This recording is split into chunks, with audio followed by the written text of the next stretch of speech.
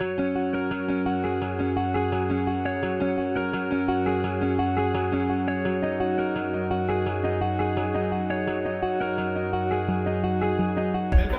Channel learn with சரண். இன்னைக்கு நம்ம வந்து எம்சிக்யூ நம்ம பார்த்தோம் இல்லையா, ஃபர்ஸ்ட் பார்ட்டு. ஸோ அதோட கண்டினியூஷன் பார்க்கணும். நம்ம அதில் 7 கொஸ்டின் பார்த்துருந்தோம். இப்போ அதோட 8th கொஸ்டின் பார்க்கலாம். First, under which of the following condition we can boil water boil பண்ணணும் அட் ரூம் டெம்பரேச்சர். என்னன்னா ரூம் டெம்பரேச்சர். இப்போ நம்ம யூஸ்வலா வாட்டர் பாயில் பண்ணணும், என்ன பண்ணும், அடுப்புல எடுத்து போய் வைக்கணும். அடுப்புல வச்சோம்னா தான் பாயில் ஆகும். எவ்வளவு டிகிரியில? வாட்டர் பாயிலிங் பாயிண்ட் எவ்வளவு நமக்கு தெரியும், 100 டிகிரி சென்டிகிரேட்ல தான் பாயில் ஆகும். ஸோ பாயிலிங், எவாபரேஷன் கிடையாது, பாயிலிங். பாயிலிங் வந்து 100 டிகிரி சென்டிகிரேட். ஸோ இந்த பாயில வந்து நம்ம ரூம் டெம்பரேச்சர், இங்க உள்ள ரூம் டெம்பரேச்சர்லயே நான் பாயில் பண்ணணும். அதாவது அடுப்புல வைக்காம நான் பாயில் பண்ணணும். அப்போ சரௌண்டிங் டெம்பரேச்சர்ல ரொம்ப பாயில் பண்ணணும் அப்படின்னா எந்த ஆப்ஷன் இதுல கரெக்டா இருக்கும் அப்படின்னு பார்த்தா, அட் லோ ப்ரெஷர். இங்க உள்ள ரூம் டெம்பரேச்சர், இங்க ரூம்ல உள்ள பிரஷர் வந்து லோ பண்றதுனால வருமா. ஹை பிரஷர், இங்க உள்ள பிரஷர் அதிகமா இருக்குன்னா இந்த இருக்கிற வாட்டர் வந்து பாயில் ஆகுமா. வெரி ஹை பிரஷர், இந்த சரௌண்டிங்ல உள்ள பிரஷர் வந்து அதிகமா, இன்னும் ரொம்ப அதிகமா பண்ணோம்னா இது பாயில் ஆயிடுமானா நீராவி கொதிச்சு ஆவி ஆகுமா அப்படின்னா. அல்லது அட்மாஸ்பியர் பிரஷர், இப்ப உள்ள பிரஷர்லயே சும்மா தண்ணி எடுத்து வந்து வச்சோம்னா பாயில் ஆகுமா. பாயில்ங்கிறது ஆவி ஆகுது, நீராவி ஆகுது இல்லையா, 100 டிகிரி சென்டிகிரேட்டுக்கு கொண்டு போய் ஆவி ஆகுது. ஸோ அந்த மாதிரி இதுல எது அப்படின்னும் போது நமக்கு இதுல எது ஆப்ஷன் பார்க்கும்போது ஏ தான் ஆப்ஷன். ஏன்னா உங்களுக்கு வந்து பாயிலிங் பாயிண்ட் பிபினா பிளட் பிரஷர் இல்ல, பாயிலிங் பாயிண்ட் வந்து எப்பவுமே பாயிலிங் பாயிண்ட்னா, இப்போ பாயிலிங் பாயிண்ட் ஆஃப் வாட்டர் எவ்வளோ, 100. வாட்டருக்கு எவ்வளவு பாயிலிங் பாயிண்ட், 100 டிகிரி. இப்போ இந்த boiling point of water 100 degree நான் ஏற்கனவே சொல்லியிருக்கேன், அட் அட்மாஸ்பியரிக் பிரஷர் இல்லையா. அட்மாஸ்பியரிக் பிரஷர்ல தான் 100 டிகிரி. அப்போ இப்போ உள்ள இங்க இந்த ரூம்ல உள்ள பிரஷர் வந்து அட்மாஸ்பியரிக் பிரஷர் தானே. இப்போ இங்க ஒரு சட்டியில வந்து நான் தண்ணி வச்சோம்னா, வாட்டர் வச்சோம்னா அது பாயில் ஆயிடுமா. அடுப்புல வைக்காம சாதாரணமா ரூம்ல வச்சோம்னா அது பாயில் ஆகுமா. அது 100 டிகிரி கொண்டு போனா தான் பாயில் ஆகும். ஸோ இப்போ இந்த இதே நான் வந்து பாயில் ஆகணும், அது வந்து ஆவி ஆகணும், நீராவி ஆயிடணும் அப்படி போட்டு போனா இந்த ப்ரெஷர் வந்து கம்மி பண்ண ப்ரெஷரும், தட் இஸ் ப்ரெஷரும் பாயிலிங் பாயிண்ட்டும் இன்வெர்ஸ்லி ப்ரொபோர்ஷனல். Inversely proportional 1:1. அதாவது இது அதிகமாகும் போது அல்லது இது கம்மியாகும் போது இது அதிகமாகும், அல்லது இது கம்மியாகும் போது இது அதிகமாகும் பாயிலிங் பாயிண்ட் இல்லையா. சோ அப்ப பாயிலிங் பாயிண்ட் வந்து நம்ம வந்து சீக்கிரமா அதை ஆவியாக்கணும் அப்படின்னா பிரஷரை என்ன பண்ணும், லோ ப்ரெஷர்ல கொண்டு போனோம்னா நம்மளுக்கு ஈஸியா நம்மளுக்கு பாயிலிங் பாயிண்ட் வந்துட்டு அது என்ன ஆயிடும், ஆவி ஆயிடும். சோ நம்மளுக்கு 100 டிகிரி தேவையில்லை, அவ்வளோ டிகிரி கொண்டு போகணும்னு தேவையில்லை. ப்ரெஷரை குறைச்சாலே, அந்த இடத்துல உள்ள ப்ரெஷரை குறைச்சாலே, அட்மாஸ்பியர் அதாவது அது உள்ள சூழ்ந்து உள்ள ப்ரெஷரை குறைச்சோம்னாலே அது என்ன ஆயிடும், ஆவி ஆயிடும். சோ இதே தமிழ்ல பார்க்கலாம். கீழே கொடுக்கப்பட்டுள்ள எந்த சூழ்நிலை தண்ணீரை அறை வெப்பநிலை ரூம் டெம்பரேச்சர் அதுல ஆவியாக்க முடியும். குறைந்த அழுத்தத்தில், அதிக அழுத்தத்தில், மிக அதிக அழுத்தத்தில், காற்று அழுத்தத்தில் ரூம் இது அட்மாஸ்பியரிக் பிரஷர். சோ குறைந்த அழுத்தத்தில் நமக்கு அதை வந்து ஆவியாக்க முடியும். ஓகே, இப்போ நம்ம அடுத்த கொஸ்டின் பார்க்கலாம். 9th question, which of the following is not an endothermic process? நல்லா கவனிக்கணும். நிறைய கொஸ்டின்ல பசங்க தப்பு பண்றது, மாணவர்கள் தப்பு பண்றது என்ன விஷயம்னா, இந்த நாட்டுன்றத சரியா புரிஞ்சுக்க மாட்டாங்க. இந்த நாட்டு வந்து அப்படியே அப்படின்றத மேலோக்கமா படிச்சிருவாங்க. சோ எண்டோதெர்மிக் ப்ராசஸ் அப்படின்னா என்ன அர்த்தம்னா, எண்டோ அப்படின்னாலே என்னது, எண்டோனா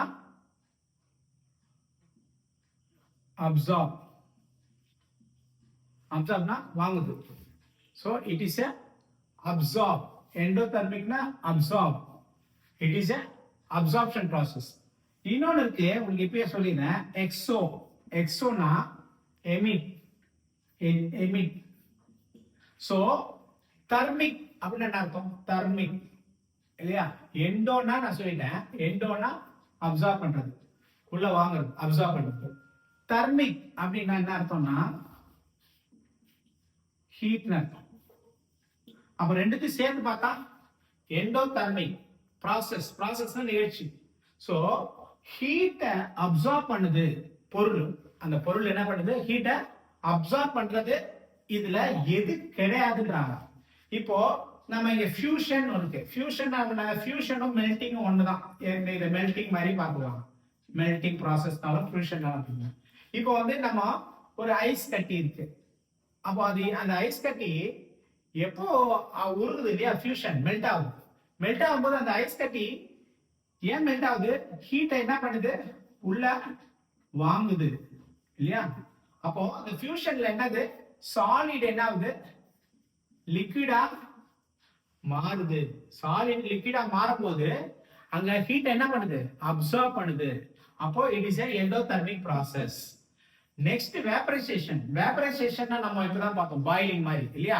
அடுப்புல நம்ம தண்ணி வச்சோம்னா 100 டிகிரி சென்டிகிரேட்ல ஆவி ஆகுது இல்லையா? சோ அது பேர் தான் vaporisation nothing but boiling.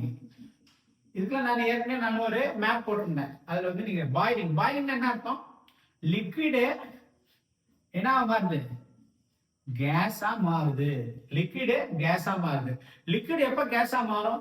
Liquid நம்ம தண்ணியை ஹீட் பண்றோம். அப்போ தண்ணியை ஹீட் பண்ணும்போது ஹீட்டை என்ன பண்ணுது? அது வாங்குதா வெளியே விடுதா? அப்சார்ப் பண்ணுது.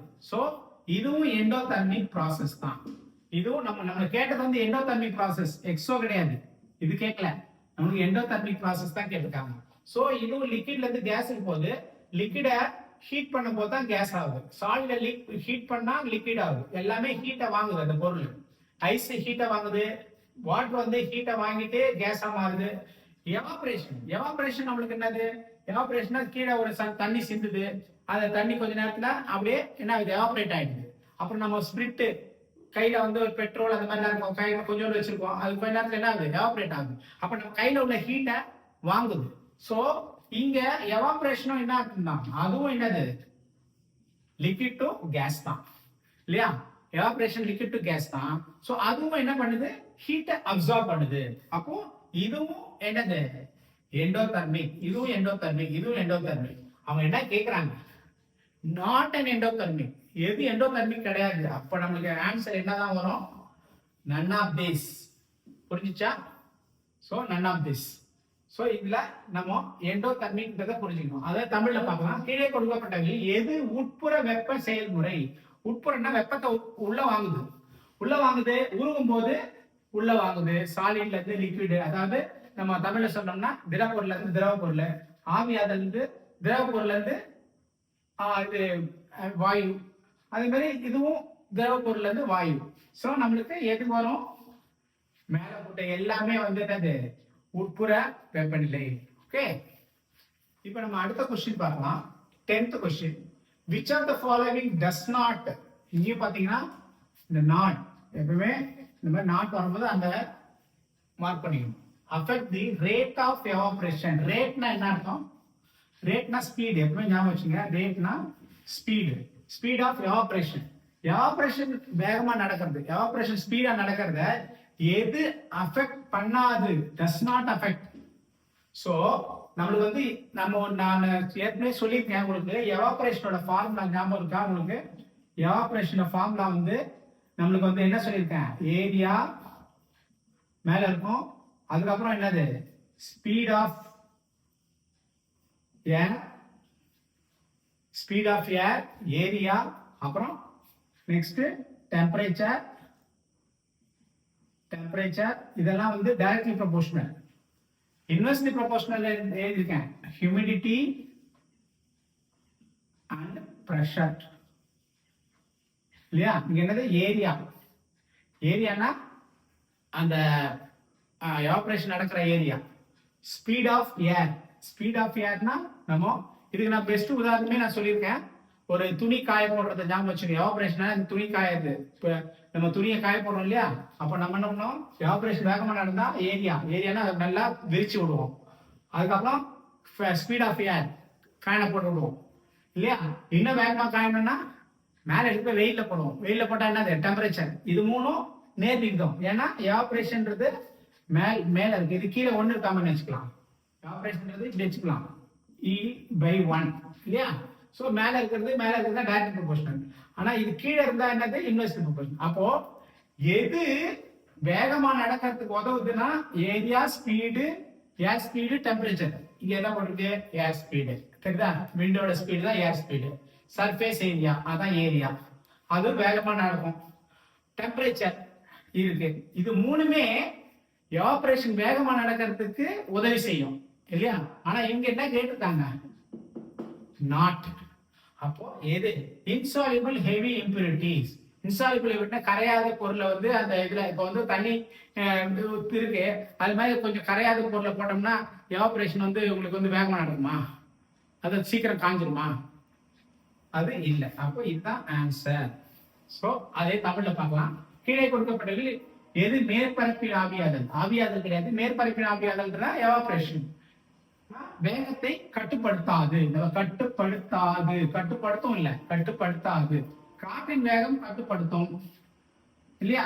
மேற்பரப்பு, பரப்புனா ஏரியா, ஏரியாவை கட்டுப்படுத்தும். வெப்பநிலை, டெம்பரேச்சர் கட்டுப்படுத்தும். எது கட்டுப்படுத்தாது?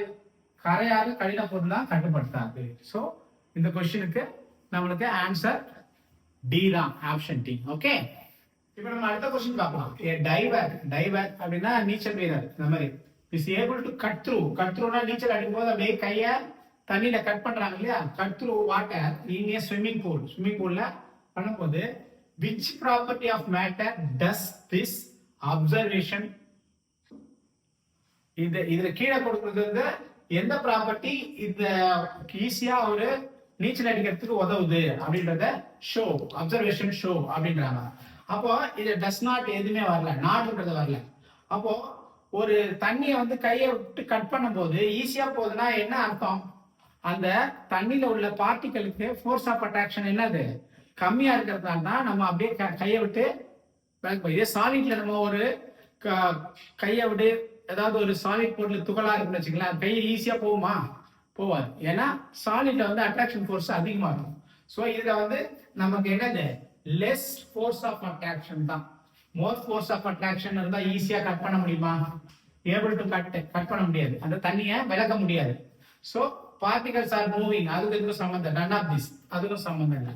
ஸோ இதே இது தமிழ்ல பார்க்கலாம். ஒரு நீச்சல் வீரர் நீரை எளிதாக விலக்கி நீந்துகிறார் எனில் கீழே கொடுக்கப்பட்டுள்ள எந்த பருப்பொருளின் பண்பை குறிக்கிறது? ஸோ துகள்களுக்கு இடையே உள்ள குறைந்த ஈர்ப்பு தன்மை, துகள்களுக்கு இடையே உள்ள அதிக ஈர்ப்பு தன்மை, துகள்கள் நகரும் தன்மை கொண்டதால் மேலே குறிப்பிட்ட எதுவுமில்லை. துகள்களுக்கு இடையே உள்ள குறைந்த ஈர்ப்பு தன்மை. ஓகே, இப்போ நம்ம அடுத்த சம் போலாம். 12th some.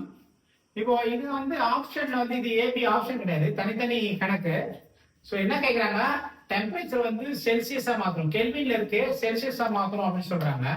ஸோ அப்ப நம்ம ஒரு ஃபார்முலா மாதிரி சொல்றேன். Celsius equal to kelvin minus 273. So இதான் ஃபார்முலா. நம்மளுக்கு எது வேணும்? செல்சியஸ் வேணும், கெல்வின் கொடுத்துருக்காங்க. அதுல இருந்து 273 மைனஸ் பண்ணா நம்மளுக்கு ஆன்சர் கிடைக்கும். எவ்வளோ கெல்வின்? 300 மைனஸ் 273. அப்போ எவ்வளோ ஆன்சர் வரும்? 27 டிகிரி செல்சியஸ் அல்லது சென்டிகிரேட். ஸோ இங்கேயும் அதே தான், இது வேற கொடுத்தாம. So C equal to K minus 273. So 573 minus 273 எவ்வளோ வரும் நம்மளுக்கு? 300 டிகிரி சென்டிகிரேட். ஸோ இது அதேதான் நம்ம தமிழ்ல என்ன கொடுத்துருக்காங்க, இந்த ஃபார்முலா சேம் தான். கீழே கெல்வினிலிருந்து செல்சியஸில் மாற்றவும், அவ்வளவுதான். ஓகேவா? இப்போ நம்ம அடுத்த கொஸ்டின் போலாம். 13th question. Why does our palm feel cold when we put some acetone or petrol or perfume on it? அப்படின்னா என்னன்னா, நம்ம உள்ளங்கையில கொஞ்சம் பெட்ரோல் அல்லது அசிட்டோன் ஒரு இருக்கு, அது ஒரு கெமிக்கல், அல்லது பர்ஃபியூம்னா நமக்கு தெரியும் இல்லையா? பர்ஃபியூம்ஸ்லாம் அடிப்போம் இல்லையா, அந்த சென்ட், அந்த மாதிரி பொருள் எல்லாம் நம்ம கையில வைக்கும் போது, பாம்னா உள்ளங்கையில இருக்கும்போது நம்ம எப்படி ஃபீல் பண்றோம்?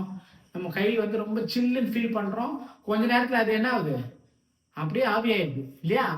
ஏன் சில்லுன்னு ஃபீல் பண்றோம்? எந்த காரணத்தினால? கீழே கொடுக்கப்பட்டல எந்த காரணத்தினால நம்மளுக்கு வந்து சில்லுன்னு ஃபீல் பண்றோம் அப்படின்னு பார்க்கும்போது ஃபர்ஸ்ட் என்ன கொடுத்துருக்காங்க? Latent heat of evaporation. Latent ஹீட்னா மறை வெப்பம் அல்லது இட்ஸ் அ ஹிடன் ஹீட் அப்படின்னு பார்க்கணும். Latent heat of condensation. இப்போ நீங்க இதை பாருங்க, எவாபரேஷன்னாலே என்ன அர்த்தம்? எவாபரேஷன் அது லிக்விடு கேஸா மாறுது எவாபரேஷன். கண்டென்சேஷன் என்ன அர்த்தம்? அப்படியே ரிவர்ஸ், கேஸ் லிக்விடா மாறுறதுதான் கண்டென்சேஷன் இல்லையா? சப்ளிமேஷன் என்ன அர்த்தம்? சப்ளிமேஷன் சாலிடு டைரக்டா கேஸா மாறுறது, லிக்விட் ஆகாம கேஸா மாறுறது. இப்போ நம்ம கையில உள்ள பெட்ரோல் இருக்குன்னு வச்சுக்கோங்க, பெட்ரோல் அல்லது அசிட்டோன், இது வந்து என்ன ஸ்டேட்ல இருக்கு? லிக்விட் ஸ்டேட்ல இருக்கு. ஸோ கொஞ்ச நேரத்தில் அது என்ன ஆகுது? கேஸா மாறுது. ஸோ அந்த லாஜிக் பிரகாரம் பார்த்தாலே லிக்விட் டு கேஸ் இல்லையா? இங்க என்ன பாருங்க, கேஸ் டு லிக்விட் வருது. ஏர் மார்க் போட்டுங்க, கேஸ் டு லிக்விட். இது சாலிட், சம்பந்தமே இல்லை, அது சாலிட். பெட்ரோல் வந்து சாலிட் கிடையாது. ஸோ இதை வச்சு நம்ம கண்டுபிடிச்சிடலாம். இன்னொன்று, இந்த லேட்டன்ட் ஹீட் அப்படின்னா என்ன அர்த்தம்னா, எப்படி இது வந்து லிக்விட்ல இருந்து கேஸா மாறுது? நம்ம கையில உள்ள வெப்பத்தை அது உறிஞ்சிக்குது. நம்ம கையில வெப்பம் இருக்கு இல்லையா? நம்ம யாருன்னா தொட்டோம்னா நம்ம சூடா இருக்கு அப்படின்னு சொல்றோம் இல்லையா? நம்ம கையில வெப்பம் இருக்கும். நம்ம கை ரெண்டு ஒரு வருஷம் போது கூட வெப்பம் வரும். ஸோ அந்த வெப்பத்தை அது உறிஞ்சிக்குது. உறிஞ்ச வந்து நம்ம கை என்ன சில்லுன்னு ஆயிடுது. ஸோ உறிஞ்சிட்டு என்ன ஆயிடுது? அது லிக்விட்ல இருந்து it is converted into gas. So அந்த that whatever that heat it absorb from our palm, நம்ம பாம்ல இருந்து வாங்கின ஹீட்டுக்கு பேர் என்ன ஹீட்? என்ன ஹீட்? லேட்டன்ட். ஏன் வெறும் ஹீட் சொல்றது இல்ல, அது ஸ்டேட் மாறுது. லிக்விட் டு கேஸ் மாறும்போது என்ன ஹீட் இருக்கோ அந்த ஹீட்டுக்கு பேரு லேட்டன்ட் ஹீட். அந்த ப்ராசஸ்க்கு பேரு எவாபரேஷன். ஸோ இதுவும் லேட்டன்ட் ஹீட் தான், பட் இந்த ப்ராசஸ்ல கேஸ் டு லிக்விட் மாறுது. அந்த ப்ராசஸ்க்கு பேரு கண்டென்சேஷன். இப்போ நம்மளுக்கு வந்து இந்த ப்ராசஸ் தான். So answer is latent heat of evaporation. ஏன்னா பெட்ரோல்ல கேஸா மாறுது, அல்லது அசிட்டோனு அல்லது பர்ஃபியூம் கேஸா மாறுது. That is the things. இப்போ தமிழ்ல வந்து பெட்ரோல் அல்லது அசிட்டோன் உள்ளங்கையில் இருக்கும்போது ஏன் நமக்கு குளிர்ச்சியாக உள்ளது? ஆவியாதலின் மறை வெப்பம். ஆவியாகுது இல்லையா? ஆவியாதலின் மறை வெப்பம் தான் நமக்கு. ஒடுக்கத்தில் கண்டென்சேஷன் மறை வெப்பம் கிடையாது. பதங்கமாதுன்னா தெரியும் உங்களுக்கு, சாலிட்ல இருந்து கேஸா மாறுது. ஸோ நமக்கு ஆன்சர் ஏ தான். ஓகே, நம்ம அடுத்த கொஸ்டின் பார்க்கலாம். 14th question. நாப்தலின் பால். நாப்தலின் பால்னா இந்த துணிகள் கடையெல்லாம் வைப்போம் இல்லையா? நாப்தலின் பால். இப்போ டிசப்பியர்னா காணாம போயிடுது கொஞ்ச நாள் கழிச்சு. வித் டைம் கொஞ்ச நாள் கழிச்சு காணாம போயிடுது. Without leaving any solid due to, அது காணாம போகும்போது அந்த இடத்துல ஒண்ணுமே இருக்காது இல்லையா? நாப்தலின் பால்ல ஒண்ணுமே இருக்காது. நம்ம ஒரு பெரிய உருண்டை போட்டிருப்போம், கொஞ்ச நாள் கழிச்சு பார்த்தோம்னா அது ஒண்ணுமே இருக்காது. ஸோ அது இங்க எந்த ப்ராசஸ் மூலயமா அது நடக்குது அப்படின்னு பார்க்கும்போது, டிஃப்யூஷனா, சப்ளிமேஷனா, கண்டென்சேஷனா, எவாபரேஷனா அப்படின்னு. ஸோ நான் ஒவ்வொருக்கும் நான் நல்லா நம்ம தெளிவா இருக்கணும். டிஃப்யூஷன்னா என்ன சொல்லியிருக்கேன்னா பரவுதல். இப்போ நம்ம ஏதாவது நம்ம ஒரு தண்ணியில வந்து ஒரு சொட்டு இங்கி ஊற்றோம்னா என்ன ஆகும்? அப்படியே டிஃப்யூஸ் ஆகும். அல்லது கேஸ் எடுத்துக்கலாம். நம்ம அடுப்படியில வந்து சமைக்கிறாங்க ஏதாவது இல்லையா? சமைக்கும் போது நம்மளுக்கு இங்க ஸ்மெல் வருது இல்லையா? ஸோ அது என்னது? டிஃப்யூஷன். ஸோ அதுதான் டிஃப்யூஷன். ஸோ இங்க என்ன, அது நாப்தலின் பால்ன்றது டிஃப்யூஷன் கிடையாது. ஸோ நாப்தலின் பால் காணா போறது டிஃப்யூஷன் கிடையாது. அப்போ அது கிடையாது. It is not that. Sublimation. Sublimation என்ன நான் சொல்லியிருக்கேன்? சாலிட்ல இருந்து டைரக்டா என்ன ஆகுது? கேஸா போகுது. ஸோ இதுதான் நாப்தலின் பால். சாலிட் தானே, அது காணா போயிடுது இல்லையா? அதுல காணா போன இடத்துக்கு கொஞ்சம் லிக்விடா இருக்கு இல்ல, டைரக்டா கேஸ் ஆகுது. அப்போ இதுதான் ஆன்சர். கண்டென்சேஷன்னா நம்மளுக்கு மத்ததை தெரிஞ்சுங்க. கண்டென்சேஷனா liquid to gas to liquid. So இங்க கேஸ் இல்ல, நாப்தலின் பாஸ் கேஸ்ல இல்ல, சாலிட்ல இருக்கு. எவாபரேஷன் வந்து லிக்விட் டு ஏற்கனவே பார்த்துக்கோம் கேஸ். சோ நம்ம சாலிட் டைரக்டா கேஸ் ஆகிறது தான் சப்ளிமேஷன். இதை தமிழ்ல பார்க்கலாம். நாப்தலின் உருண்டை சில மணி நேரத்தில் மறைந்து விடுவது கீழே கொடுக்கப்பட்டுள்ள எந்த காரணத்தினால்? பரவுதலா, பதங்கமாதலா, ஒடுக்கமா, ஆவியாதலா? சோ நமக்கு பதங்கமாதல் தான் சாலிட், அதாவது திடப்பொருள்ல இருந்து ஆவி வாயுவா மாறிடுது. ஓகே, சோ இதான். நம்ம அடுத்த கொஸ்டின் போலாம். 15th question. எக்ஸாம்ல இப்படிதான் திங்க் பண்ற மாதிரி தான் கேள்வி கேட்கறாங்க. நம்ம டைரக்டா எதுவும் இது படிச்சுட்டு போனா அப்படியே கேட்கறதுலாம் கிடையாது. திங்க் பண்ணி நம்ம ஆன்சர் பண்றாங்களா அப்படின்னு பாக்குறாங்க. சோ இங்க என்ன பண்ணா, we can get the smell of perfume. Perfume இருக்கு இல்லையா? நம்ம அது சிட்டிங் several meter away, எங்கேயோ தூரத்துல யாரும் பர்ஃபியூம் போடுவாங்க, சென்ட் போடுவாங்க. பர்ஃபியூம்னா சென்ட். அது போட்டோம்னா நம்மளுக்கு இங்க என்ன கிடைக்குது? வாசனை வருது இல்லையா? நம்ம ஃபீல் பண்றோம்ல வாசனையா, ஸ்மெல் அடிக்குது, நல்ல பர்ஃபியூம்ஸ் யாரோ போட்டிருக்காங்க அப்படின்னு ரொம்ப தூரத்துல இருந்தா கூட நம்மளுக்கு அது கீழே எந்த ப்ராசஸ்ல அது அந்த பர்ஃபியூமோட ஸ்மெல் நம்மளுக்கு இவ்வளவு தூரம் வருது அப்படின்னு பார்த்தா டிஃப்யூஷனா, சப்ளிமேஷனா, கண்டென்சேஷனா, எவாபரேஷனா அப்படி பண்ணலாம். இதுல நமக்கு வந்து நல்லா தெரிஞ்சுக்கணும், இதுக்கு ஆன்சர் வந்து நமக்கு வந்து டிஃப்யூஷன் தான் வரும். ஏன்னா டிஃப்யூஷன்னா என்ன அர்த்தம்னா, ஒரு பார்ட்டிகல் வந்து அப்படியே ஸ்ப்ரெட் ஆகுது இல்லையா? ஸ்ப்ரெட் ஆகிறதுக்கு பேர் தான் டிஃப்யூஷன். ஸ்ப்ரெட்டிங் தான் டிஃப்யூஷன். சப்ளிமேஷன்னா என்ன, உங்களுக்கு ஏற்கனவே நான் போன கொஸ்டின்ல எல்லாத்தையும் எக்ஸ்பிளைன் பண்ணியிருக்கேன். கண்டென்சேஷன்னா அது கேஸ் டு லிக்விட் அப்படிங்க எக்ஸ்பிளைன் பண்ணியிருக்கேன். சப்ளிமேஷன்னா சாலிட் டு கேஸ் எக்ஸ்பிளைன் பண்ணியிருக்கேன். இது எவாபரேஷன்னா நமக்கு எவாபரேட் ஆகுது லிக்விட் டு கேஸ். சரியா? இங்க நமக்கு வந்து டிஃப்யூஷன் மூலமா தான் நமக்கு வந்து வேகமா அந்த பார்ட்டிகல்ஸ் எல்லா இடத்துலயும் பரவுறதுனால நம்ம ஏற்கனவே பார்த்துக்கோம், டிஃப்யூஷன் எங்க ஃபாஸ்டா நடக்கும், சாலிட்லயா லிக்விட்லயா கேஸ்லயா? கேஸ். அப்போ இங்க வந்து நம்ம பர்ஃபியூம்ன்றது என்னது? கேஸ் தானே. சோ அந்த கேஸ் மாதிரி ஈவன் அது லிக்விடா உள்ள இருந்தாலும் நம்ம வெளியில பிரஷர் அடிக்கும் போது கேஸா வெளியே வருது, நிறைய ஃபாஸ்டா பரவுது. சோ பல மீட்டர் தொலைவில் இருந்தும் வாசனை திரவியத்தின் வாசம் நமக்கு வருவது எதன் மூலம்? அப்படிப்பட்ட பரவுதல். பரவுதல் மூலமா தான் நமக்கு கிடைக்குது. பதங்கமாதல், ஒடுக்கம், ஆவியாதல் கிடையாது. Okay. So this is the question. பார்க்கலாம். 16th question. We should wear cotton cloths during summer due to frost அப்படின்னு கேட்கறாங்க. அப்படின்னா என்னன்னா, இந்த மாதிரி தான் நம்ம திங்க் பண்ற மாதிரி தான் கொஸ்டின்லாம் கேட்பாங்க. டைரக்ட் கொஸ்டின்லாம் இருக்காது. ஸோ அப்ப என்ன சொல்றாங்கன்னா, சம்மர்ல நம்ம வந்து யூஸ்வலா என்ன கிளாத் போடணும்? காட்டன் கிளாத் தான் போடணும். ஸோ அந்த மாதிரி போடுறதுனால நம்மளுக்கு எது ஃபாஸ்டா நடக்குது அப்படின்னு கேட்கறாங்க. டிஃப்யூஷன் ஃபாஸ்டா நடக்குதா? சப்ளிமேஷன் ஃபாஸ்டா நடக்குதா? இது கண்டென்சேஷன் நடக்குதா? எவாபரேஷன் நடக்குதான்னு தெரியும். நம்ம இந்த ப்ராசஸ்ல எது நல்லா தெரியும். டிஃப்யூஷன் தான் என்னன்னு. இதுக்கு ஆன்சர் பாத்தீங்கன்னா எவாபரேஷன். எவாபரேஷன்னா என்ன? அப்படியே நம்ம லிக்விட்ல இருந்து கேஸுக்கு இமீடியட்டா போயிடுது இல்லையா? சோ நம்ம ஸ்வெட்டிங் வேர்வை வருது இல்லையா? சம்மர் காலத்துல காட்டன் போடும்போது என்ன ஆகும்னா, காட்டன் துணி வந்து வேர்வை என்ன பண்ணும்? ஃபாஸ்டா உரியும். என்ன ப்ராசஸ்ல அது உரியும் போது என்ன ப்ராசஸ் நடக்குதுன்னா, கேபிலரி ரைஸ் மெத்தட் சொல்லுவாங்க. சோ அது மூலமா ஃபாஸ்டா நடக்குது. அந்த ஃபாஸ்டா நடக்கும்போது நமக்கு என்ன நடக்குது? ஃபாஸ்டா எவாபரேஷன் ஆகுது. எவாபரேஷன், அந்த வேர்வை என்ன ஆகுது? எவாபரேட் ஆகுது. எவாபரேஷனோட எஃபெக்ட் நமக்கு நல்லா தெரியும். What is the effect of evaporation? Evaporate ஒரு இடத்துல எவாபரேஷன் நடக்குதுன்னா அந்த எஃபெக்ட் என்னது? கூலிங் இல்லையா? எவாபரேட் நடந்தா கூலிங். அப்ப நம்ம எவாபரேஷன் வேகமா நடந்துச்சுன்னா காட்டன் கிளாத் போடும்போது நம்ம உடம்பு எப்படி இருக்கும்?